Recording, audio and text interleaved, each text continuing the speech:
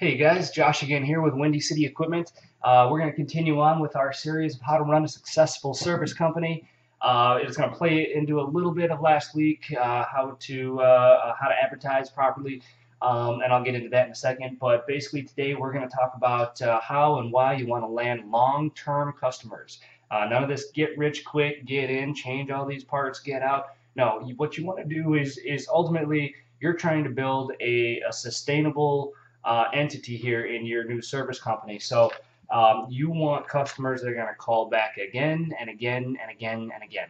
And the way to do that, number one, is by offering fair prices. That means do your research. Research the market. Find out what other service companies are charging, the big guys, the little guys, and then fall somewhere in between because you don't want to cut yourself short, because then you get that old adage, you get what you pay for, and that's what customers think.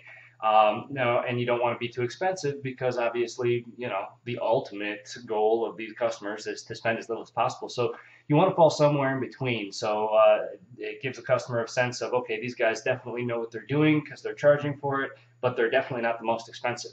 Also, honest work, honest, fair, hard work. That's what will ultimately be the catalyst for these customers passing on your information to other people that they know, word of mouth advertising. So go in, teach them what you know rather than fix them or charge them for everything that you fix. If you say, okay, this is why this part went bad. If you do this in the future, it won't happen. Don't think you're cutting yourself short because they appreciate that. They're not stupid. They can smell through the bullshit. All right, so you need to make sure that you are legitimately doing everything you can to help that customer because ultimately that's what they see and that's what they appreciate and that's what keeps them calling. And also no nickel and diming. I see a lot of service companies that charge for wire nuts and little electrical fittings and just stupid stuff. Stop it. And even if you want to make the customer aware that you're giving them these things, at least put it on the invoice and then write no charge.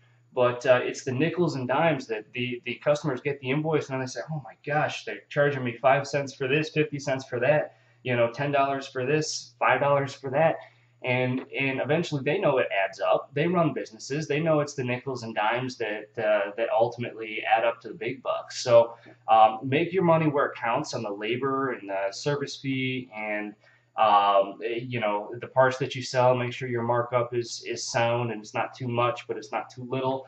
And then let the little things go. At least if you have that luxury, let the little things go. Because ultimately all of those things combined are what's going to keep the customer calling you back. And that's what you want. You want years and years and years of the same customer calling you again and again and again.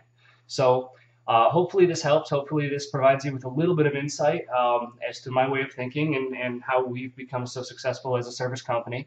I'd like you to take my model and apply it to your company, and hopefully you'll have the same success as well. So anyway, any questions, comments, ideas, anything you want to see, anything you want to hear, please comment below, shoot me an email, get a hold of me somehow. I'd love hearing that. Otherwise, thank you again for watching, and we'll see you next week.